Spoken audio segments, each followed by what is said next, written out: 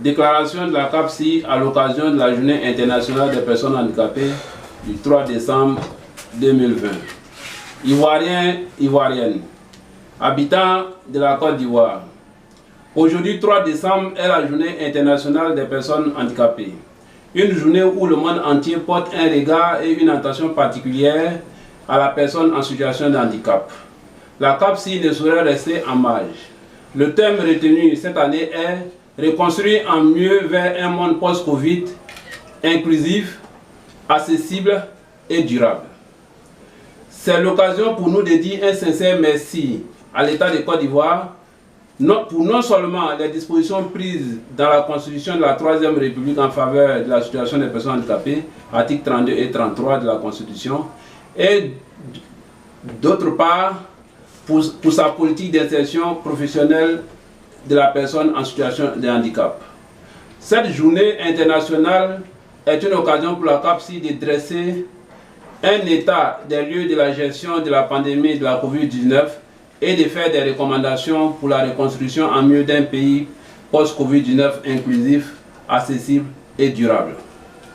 En effet, la pandémie de la COVID-19 a accentué et mis à nu les difficultés des 3 905 250 personnes handicapées, soit 15% de la population, qui subissent de façon disproportionnée les effets de la crise sanitaire mondiale. Pour cela, la prise en compte du handicap dans la riposte et la relance serviront mieux l'intérêt commun, car elles endigueront de façon plus systématique la propagation du virus et permettront de reconstruire des bases meilleures.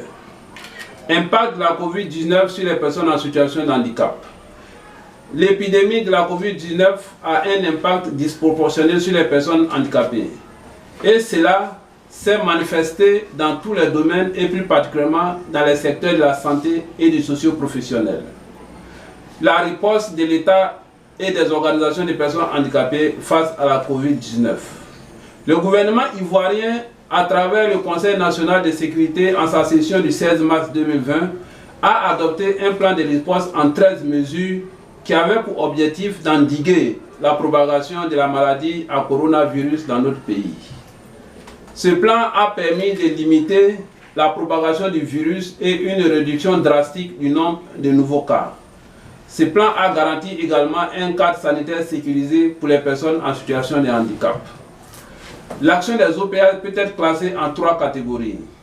La première action a consisté à faire des plaidoyers pour une meilleure prise en compte de la thématique du handicap en période de crise. La deuxième activité a consisté en des sensibilisations des leaders d'OPH et des personnes handicapées à travers des activités de promotion des mesures barrières, de gestion de la peur en période de crise et de formation à la connaissance des premiers secours psychologiques. Et les dernières activités ont consisté à l'assistance aux personnes en situation de handicapé. Cette activité a consisté à la recherche et à la distribution des vivres et non-vivres aux personnes handicapées. Les OPH, bien que n'ayant pas été spécifiés dans les objectifs des ripostes gouvernementales, ont mené des activités qui ont impacté significativement la riposte de la crise.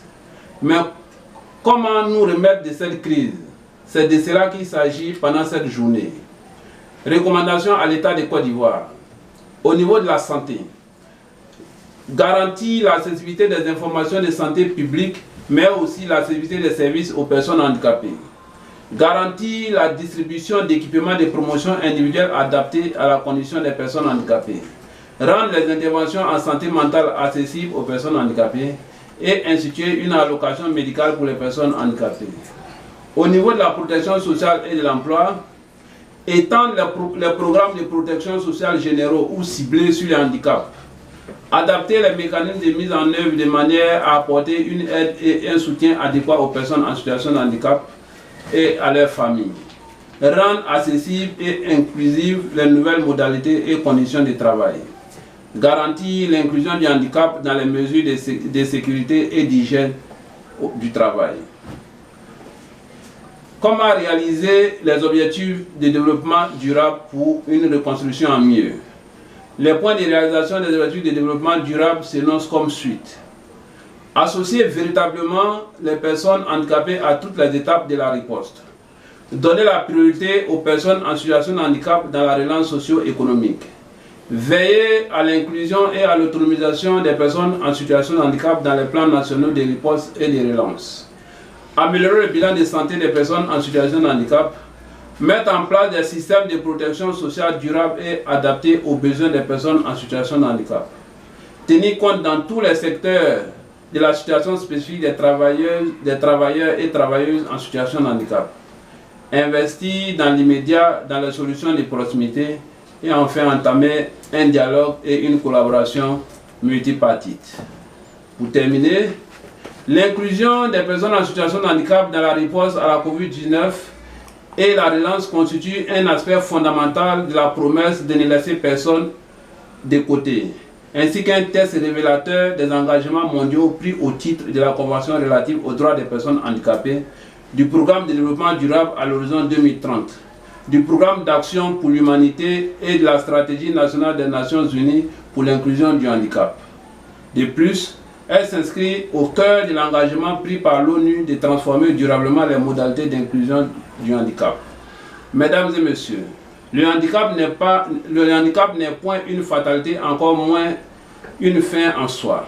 Le changement positif de nos attitudes, de nos comportements et de nos regards d'aujourd'hui envers la personne en situation de handicap conditionneront les transformations durables de demain pour une société inclusive. Que Dieu vous bénisse, que Dieu bénisse la CAPSI et que Dieu bénisse la Côte d'Ivoire. Fait à Abidjan le 2 décembre 2020 pour la CAPSI, son président Kone Yakuba.